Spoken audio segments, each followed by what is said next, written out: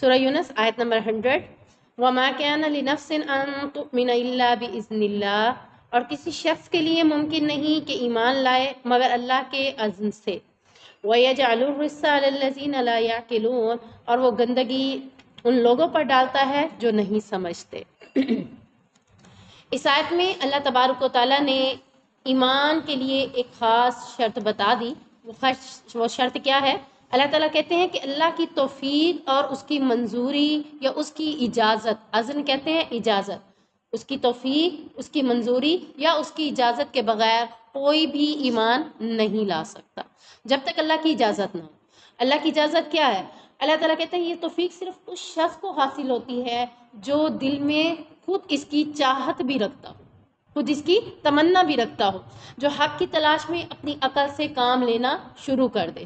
وہ یہ نہ دیکھے کہ میرے بڑے کیا کرتے ہیں، میرے آباء و اجداد کیا کرتے ہیں یا فلاں کیا کرتے ہیں۔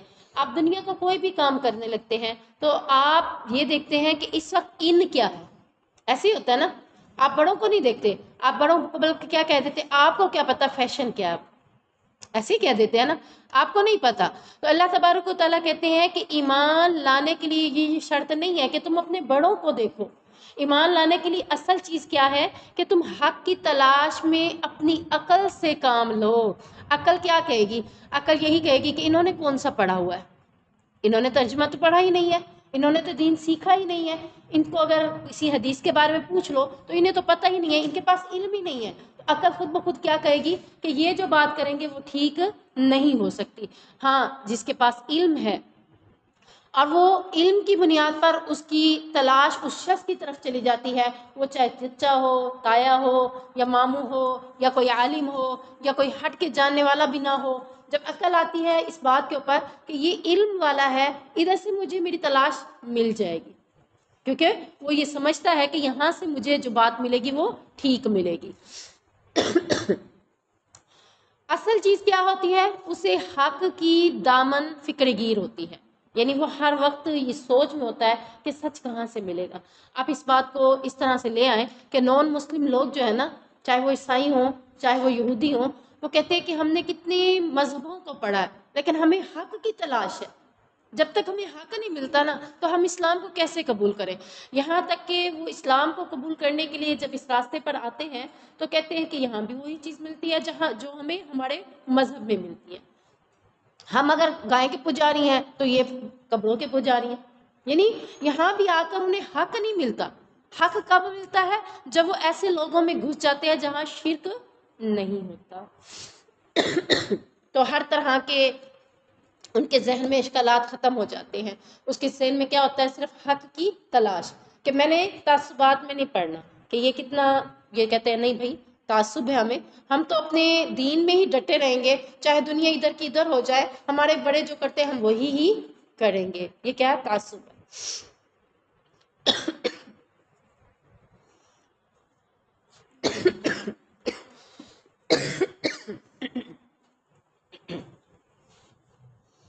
یعنی ان کے ذہن میں ہمیشہ یہی بات ہوتی ہے، ہر ڈرمی ضد تعصبات میں پڑھ کے وہ حق کی تلاش میں نہیں نکلتے۔ حق کی تلاش میں کون نکلتا ہے؟ جو ہر طرح کے نظریات کو اپنے ذہن سے جھٹک کر اپنا دامن خالی لے کر نکلتا ہے کہ جہاں پہ مجھے حق ملے گا، وہ جو بھی ہوگا، امیر ہو یا غریب ہو، کالا ہو یا گورا ہو، عربی ہو یا اجمی ہو، بس مجھے جہاں سے حق ملے گا میں اس کو قبول کر لوں گا۔ اب اس کے ذہن میں یہ نہیں آتا ہاں یہ جو ہے اس سے میں دین ہوں، نہیں۔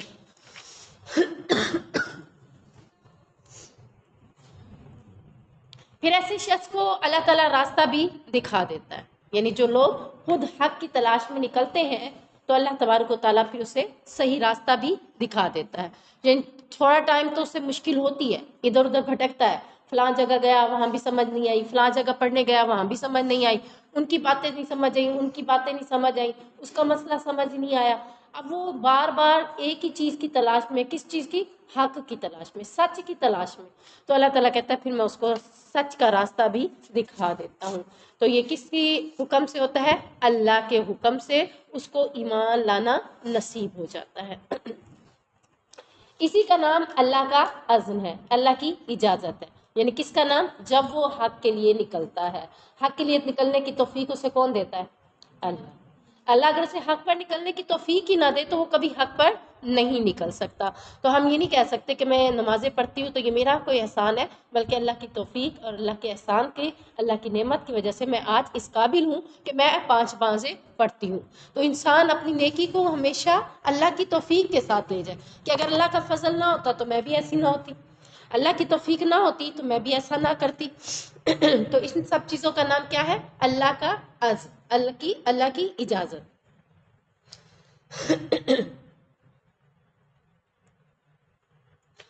اس کے برعکس جو لوگ مذہبی تعصبات میں پڑ جاتے ہیں کہ کوئی انہیں حق بات بتاتا بھی ہے تو وہ کیا کہتے ہیں؟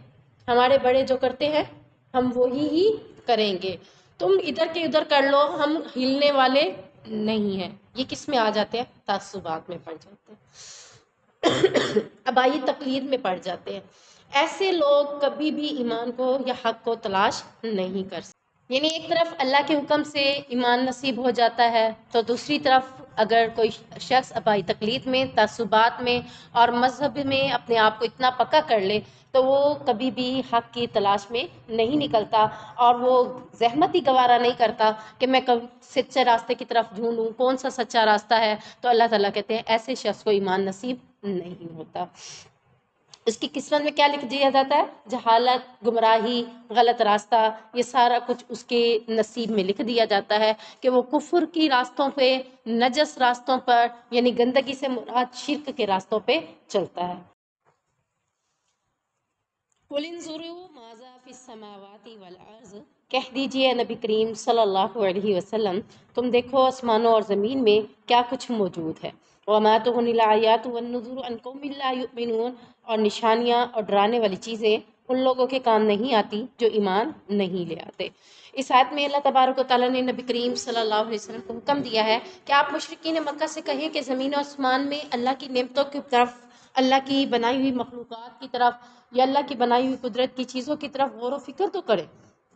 جب انسان اللہ کی بنائی ہوئی چیزوں میں غور و فکر کرتا ہے تو پھر کیا ہوتا ہے؟ ایمان نصیب ہو جاتا ہے کہ یہ کہشائیں، یہ ستارے، یہ آسمان کی زینت، یہ بغیر سکون کے آسمان کا بنانا، یہ سب کیا ہے؟ نشانیاں ہیں۔ جب وہ ان باتوں کی طرف غور و فکر کرے گا تو آٹومیٹلی وہ ایمان کو قبول کر لے گا اور اسے یقین ہو جائے گا کہ اس کے علاوہ کوئی بندگی کے لائق، کوئی عبادت کے لائق نہیں ہے۔ لیکن اس کے بعد اللہ تعالیٰ نے فرمایا کہ جس کی قسمت میں ایمان لانا نصیب ہی نہیں ہے تو اسے ان نشانیوں سے بھی کوئی فائدہ نہیں پہنچتا۔ کیوں؟ کیونکہ وہ اس میں غور و فکر نہیں کرتا۔ ٹھیک ہے، آسمان ہے، زمین ہے، لیکن ایک شخص جب وہ گہرائی میں اترتا ہے ایمان اسی کو نصیب ہوتا ہے کہ کیسے یہ آسمان بغیر ستونوں کے کھڑا ہے، سوچتا ہے، غور و فکر کرتا ہے کہ دنیا میں تو کوئی بھی ایسی چھت نہیں بنا سکتا، اللہ تعالیٰ ہے جس نے یہ سب کچھ بنایا ہے، تو پھر اسے تو ایمان نصیب ہو جائے گا۔ لیکن اس کے برعکس دوسرے کو ایمان نصیب کیوں نہیں ہوا؟ کیونکہ اس نے غور و فکر کرنے کی کوشش نہیں کی، صرف نشانی دیکھی کہ آسمان ہے، زمین ہے، سورج آتا ہے، چاند آتا ہے، دن ہوتا ہے، رات ہوتا ہے، لیکن اس نے کبھی اس میں غور و فکر نہیں کی کہ کیسے دن آ جاتا ہے، اچانک رات سے صبح روشنی کیسے ہو جاتی ہے، کیسے اس میں تبدیلی آتی ہے۔ یہ ساری چیزیں غور و خوض کرنے کے بعد ایمان نصیب ہو جاتا ہے۔ اگر انسان اللہ کی قدرت کی نشانیوں کی طرف نکل جائے، دیکھنے کے لیے زمین میں سیر کرے، تو پھر بعض جگہوں پہ ایسی ایسی رعنائیاں دیکھنے کو ملتی ہے کہ انسان حیران ہو جاتا ہے کہ اللہ تعالیٰ نے یہ بھی بنایا ہے، وہی عبادت کے لائق ہے، اس کے علاوہ کوئی بھی عبادت کے لائق نہیں۔ اب جہاں اللہ تعالیٰ کہہ رہے ہیں کہ غور و فکر کرنے والے کو ایمان نصیب ہوتا ہے، تو وہیں اللہ تعالیٰ اس آیت میں فرما رہے ہیں کہ جو ایمان کس کو نصیب نہیں ہوتا؟ جو غور و فکر نہیں کرتا، وہ ان نشانیوں کو دیکھنے کے باوجود بھی اسے کوئی فائدہ نہیں ہوگا۔ فَهَلْ يَنْتَظِرُونَ إِلَّا مِثْلَ أَيَّامِ الَّذِينَ خَلَوْا مِنْ قَبْلِهِمْ، تو یہ لوگ کس چیز کا انتظار کر رہے ہیں سوائے ان لوگوں کے سے ایام کے جو ان سے پہلے گزر چکے ہیں۔ یعنی مشرکین کیا چاہتے ہیں؟ جیسے گزشتہ قوموں پر ایام آئے تھے، کون سے؟ عذاب کے، تو یہ بھی انہی طرح کے دنوں کا انتظار کر رہے ہیں کہ اللہ کی نافرمانی کر کے انتظار میں ہے کہ کب آئے گا اللہ کا عذاب، ہم بھی دیکھیں۔ تو اللہ تعالیٰ کہہ رہے ہیں کہ ان سے کہو کہ کس چیز کا انتظار ہے؟ جیسے پہلے دن گزرے ہیں تو ایسے دن اللہ تعالیٰ پھر بھی لا سکتا ہے۔ قُلِ انظُرُوا، کہہ دیجیے نبی کریم صلی اللہ علیہ وسلم، فَانْتَظِرُوا إِنِّي مَعَكُم مِّنَ الْمُنتَظِرِينَ، بس تم بھی ان دنوں کا انتظار کرو، میں بھی تمہارے ساتھ انتظار کرتا ہوں۔ ظاہری بات ہے جب اللہ کی نافرمانیاں حد سے بڑھ جائیں تو اللہ کا عذاب تو آنا ہی آنا ہے۔ اگر تم اس عذاب کے آنے کا انتظار کر رہے ہو تو پھر انتظار ہی کرو، اللہ جلد اس دن کو لے آئے گا۔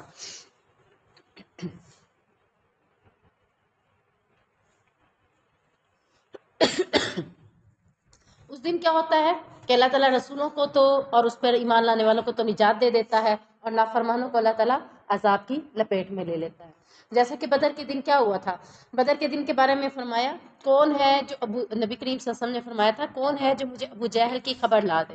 عبداللہ بن مسعود کہتے ہیں میں گیا اور اسے اس حال میں پایا کہ افرا کے بیٹوں نے اسے اتنا مارا تھا کہ مارنے کے بعد وجود یعنی اتنا مارا کہ وہ ٹھنڈا ہو گیا تھا، تو انہوں نے اس کی داڑھی پکڑی اور کہا تو ابو جہل ہے؟ اس نے جواب دیا کیا اس سے بڑھ کر بھی کوئی ہے جسے تم نے قتل کر ڈالا ہے؟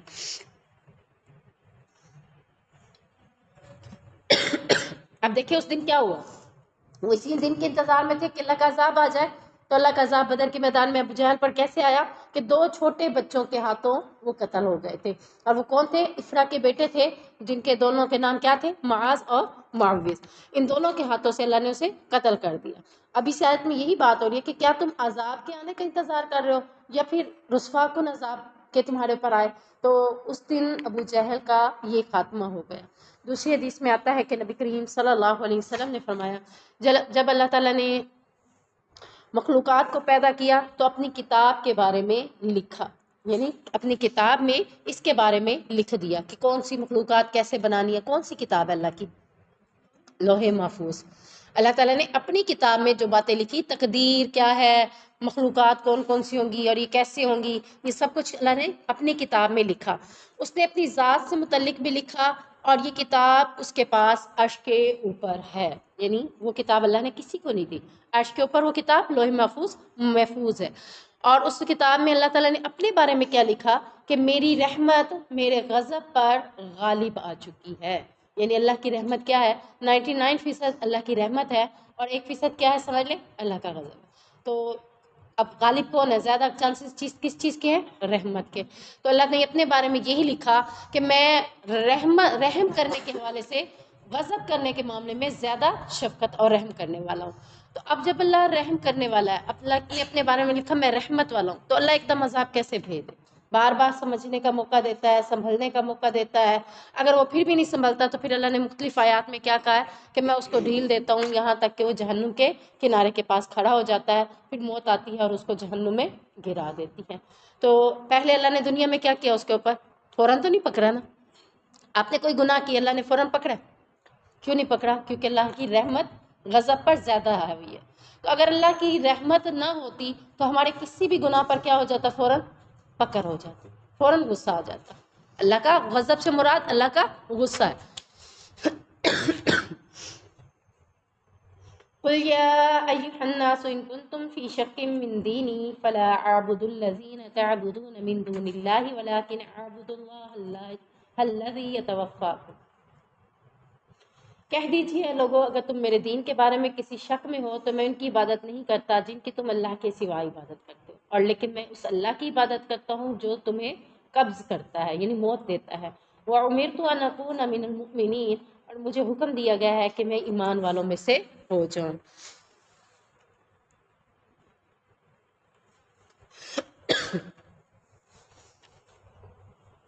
آپ صلی اللہ علیہ وسلم کو اس آیت میں حکم دیا جا رہا ہے، کس طرح کا حکم دیا جا رہا ہے کہ آپ کفار عرب سے کہہ دیجئے کہ دین اسلام کی صداقت میں تمہارے شبہ کی وجہ سے میں یہ تو نہیں کر سکتا کہ دین اسلام کو ہی چھوڑ دو۔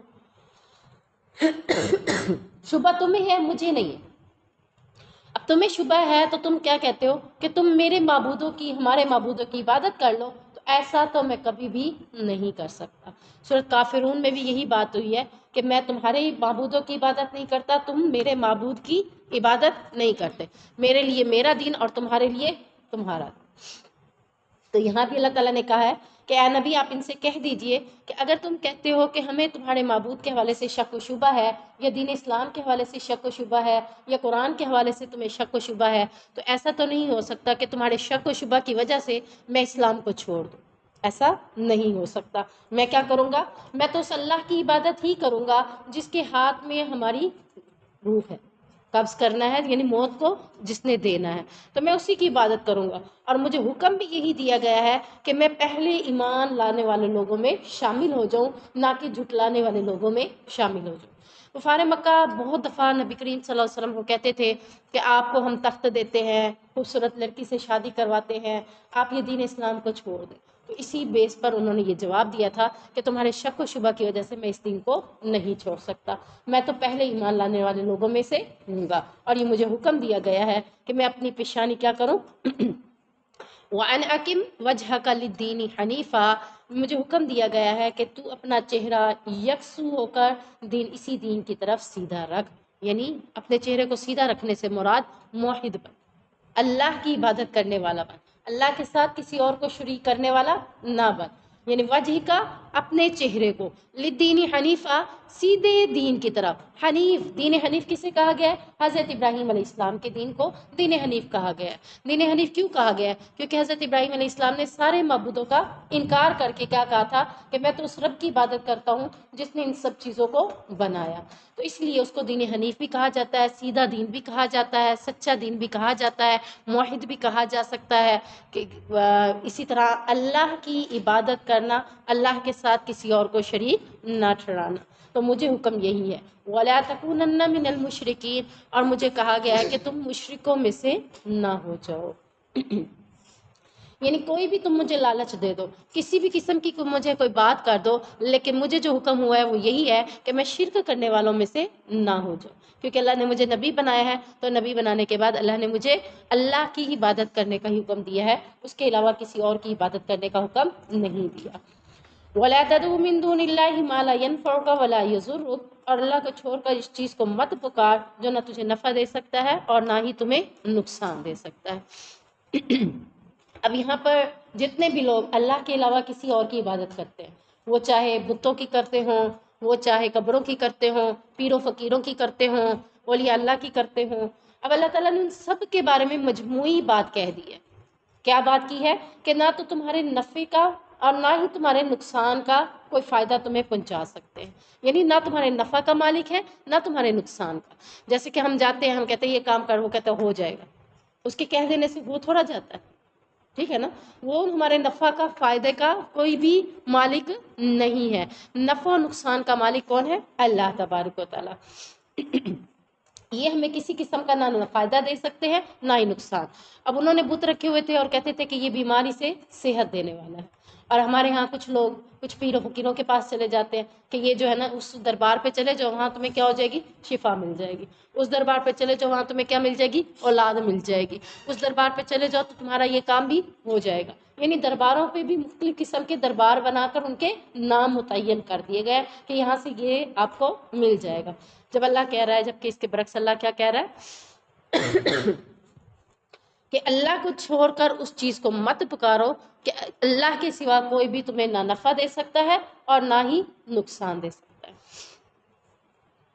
اب اس کے حوالے سے قرآن میں ایک اور جگہ پر آتا ہے کہ اگر ساری دنیا کے لوگ مل کر بھی تمہیں نفع پہنچانا چاہیں نا، اللہ نہ چاہتا ہو تو وہ نفع تمہیں نہیں پہنچ سکتا، اور اگر ساری دنیا کے لوگ مل کر تمہیں کوئی برائی، تمہیں نقصان پہنچانا چاہتے ہوں، اللہ نہ چاہتا ہو نقصان، تو کبھی وہ تمہیں نقصان نہیں پہنچا سکتا۔ اب اس بات کی سمجھ آئیے کہ اگر ساری دنیا آپ اکٹھا کر لے، ساری دنیا، ہمارے سارے رشتہ دار اکٹھے ہو جائے، مجھے کوئی نقصان پہنچانا چاہے، اللہ نے لکھا ہی نہیں ہے تو وہ مجھے نقصان پہنچا ہی نہیں سکتے۔ آپ دیکھ لیں کہ اللہ کے نبی صلی اللہ علیہ وسلم کے بارے میں جو فیصلہ ہوا تھا کہ تمام قبیلے کے نوجوانوں کو اکٹھا کر لو، آپ سسم کو مارنے کی سازش تھی نا، کہ مارا کیسے جائے، کوئی ایک قبیلہ مارے گا تو اس کے اوپر تو بات آئے گی، اب سارے قبیلوں کے ایک ایک مرد کو چن لو، اب وہ سارے نبی کریم صلی اللہ علیہ وسلم کے حجرے کے باہر کھڑے ہو جائے، اللہ کے نبی جیسے ہی باہر نکلیں گے تو ان کو سارے نوجوان قبیلے کے مل کر مار ڈالیں گے۔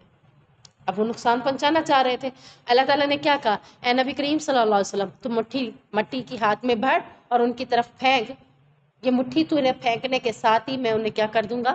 اندھا کر دوں گا، اور تو وہاں سے آرام سے گزر جائے گا۔ اور گزر گئے، کسی نے دیکھا تھا کہ نہیں، کسی کو پتا تھا کہ نہیں چلا۔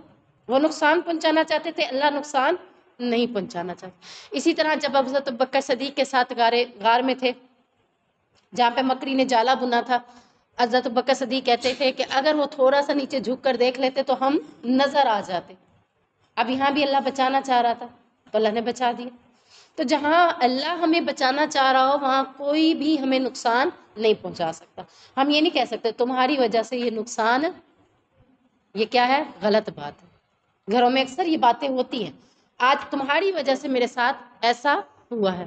کسی کی وجہ سے کچھ بھی نہیں ہوتا. انسان کی اپنی قسمت میں لکھا ہے تو تبھی ہوگا، اگر نہیں لکھا تو نہیں ہو سکتا. سارے لوگ مجھے مل کر گرانا چاہیں تو نہیں گرا سکتے، سارے لوگ مل کر مجھے ہٹانا چاہیں تو نہیں ہٹا سکتے جب تک کہ اللہ نہ ہٹانا چاہے. اللہ جو عزت دے گا وہ کبھی کوئی اور عزت نہیں دے سکتا. فَإِن فَعَلْتَ فَإِنَّكَ إِذًا مِّنَ الظَّالِمِينَ، پھر اگر تو نے ایسا کیا تو یقیناً اس وقت ظالموں میں سے ہوگا. یعنی نفع نقصان کا ان کو مالک تو نے بنا لیا اگر، تو پھر تو کون ہو جائے گا؟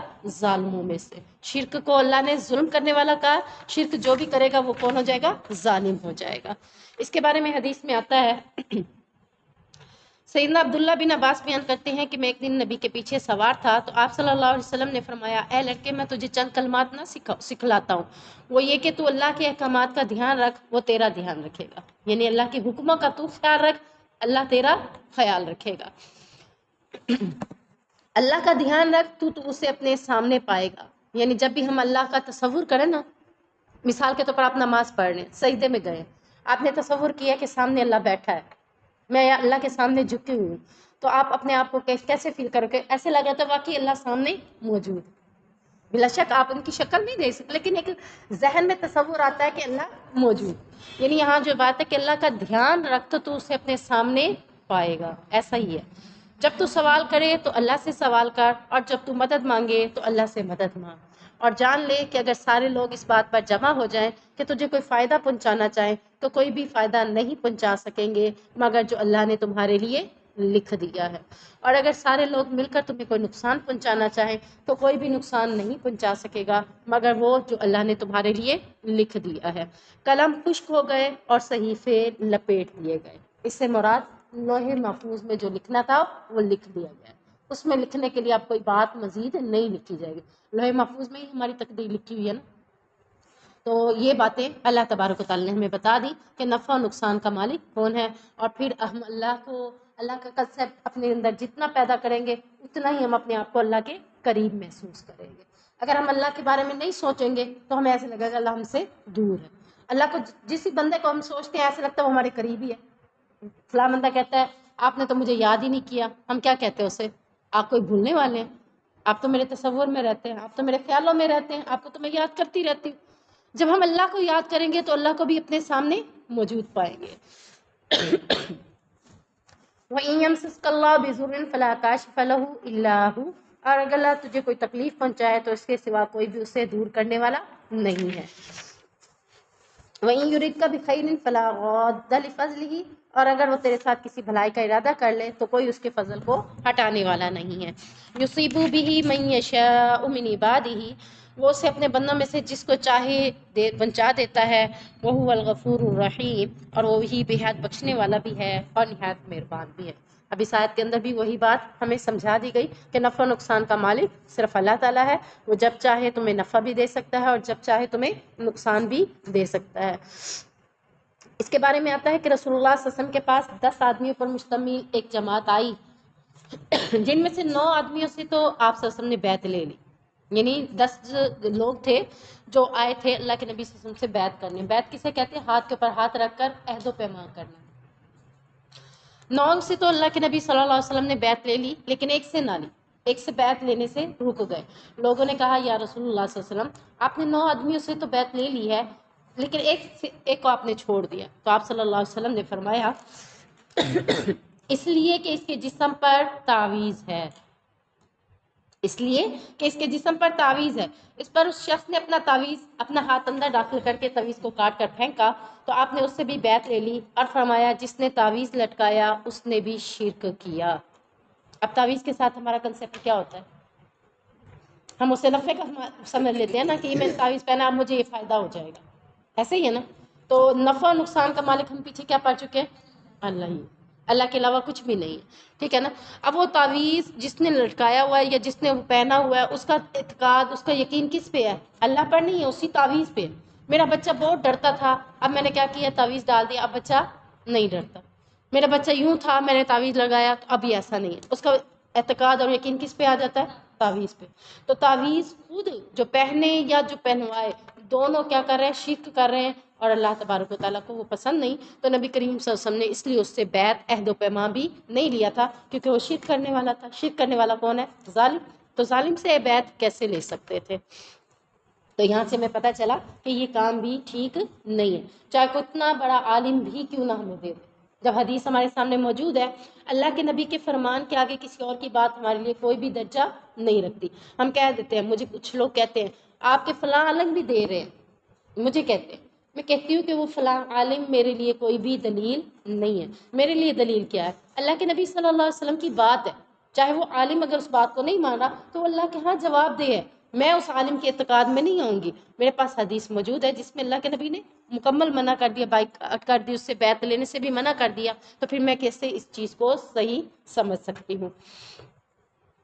قُلْ يَا أَيُّهَا النَّاسُ قَدْ جَاءَكُم مِّن رَّبِّكُمْ، کہہ دیجئے اے نبی کریم صلی اللہ علیہ وسلم، اے لوگو تحقیق تمہارے پاس تمہارے رب کی طرف سے حق آ گیا۔ اب دیکھیں حق کو کس بات سے تشبیہ دی گئی ہے؟ قرآن کے ساتھ۔ یہ قرآن کیا ہے؟ حق۔ یعنی اگر ہم کہیں کہ حق کیا ہے تو قرآن، قرآن کیا ہے؟ حق، دونوں ایک ہی بات ہے۔ یعنی حق اور سچ بیان کرنے والی کتاب کون سی ہے؟ قرآن۔ تو قرآن یعنی یہاں جو کہا گیا تمہارے رب کی طرف سے تمہارے پاس سچ آ گیا۔ سچ کیا آ گیا؟ قرآن آ گیا۔ کن کے لیے آیا؟ اے لوگو، مشرکین بھی آ گئے، یہودی بھی آ گئے، کافر بھی آ گئے، ہر طرح کے لوگ۔ اللہ نے صرف ایمان والوں کو قرآن نہیں دیا، اللہ نے قرآن میں سب کو مخاطب کر کے ساری باتیں کی ہیں، تاکہ جب بھی کوئی پڑھے گا تو اپنے عمل کی اصلاح کر لے گا۔ تو یہاں اللہ تعالیٰ نے تمام لوگوں کو اکٹھا بنی نوع انسان کو مخاطب کرتے ہوئے کہا کہ تمہارے رب کی طرف سے تمہارے پاس قرآن نازل ہو چکا ہے۔ فَمَنِ اهْتَدَىٰ فَإِنَّمَا يَهْتَدِي لِنَفْسِهِ، جو سچے دین یعنی دین اسلام کی مکمل رہنمائی کرے گا، مکمل فالو کرے گا، تو پھر اس کو کیا ہو جائے گی؟ ہدایت مل جائے گی۔ اب اگر کوئی اس ہدایت کو قبول نہیں کرتا تو پھر اس کی اپنی مرضی ہے، یعنی جس نے ہدایت کو قبول کر لیا اس نے اپنے نفس کے لیے بہتری اختیار کر لی۔ اور وَمَنْ ضَلَّ فَإِنَّمَا يَضِلُّ عَلَيْهَا، اور جس نے ہدایت کی پیروی نہیں کی، قرآن کے مطابق اپنی زندگی کو نہیں چلایا، تو اس نے کیا کیا؟ اپنے آپ کو گمراہی کے راستے پر ڈال دیا۔ پھر جو گمراہی کے راستے کا اختیار کر لیتا ہے، سچائی کو چھوڑ دیتا ہے، تو اس کی سزا اسے بھگتنا ہی پڑے گی۔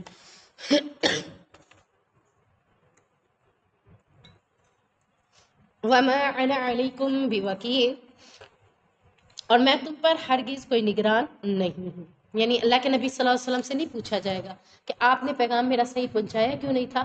اللہ کے نبی نے تو صحیح پیغام پہنچا دیا، قرآن ہمارے پاس موجود ہے، اب ساری باتیں سب کو بتا بھی دی گئی، اب کوئی عمل کرے اور کوئی نہ کرے تو نگران اللہ کے نبی تو نہیں ہے۔ اس کی اپنی زندگی کے اوپر اس سے پوچھا جائے گا کہ جب تمہارے پاس حق آ گیا تھا تو تم نے اس کو فالو کیوں نہیں کیا۔